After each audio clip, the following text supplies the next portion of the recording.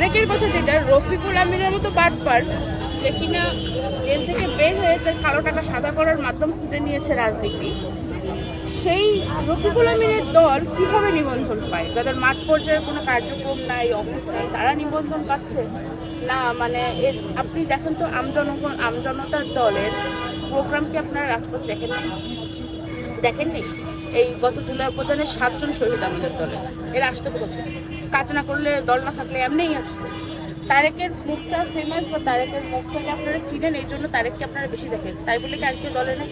এই যে আমাদের তরিকুল ভাই, এই যে আমাদের দলে নেই, এরা কি আমাদের দলে নেই? এরা কি উড়ে উড়ে আসছে, বসে বসে আসছে? এত সহজ একটা দল, মানে আমি বললাম যে আমার একটা দল আছে, একটা দল হয়ে গেল, বিষয়টা কি এরকম?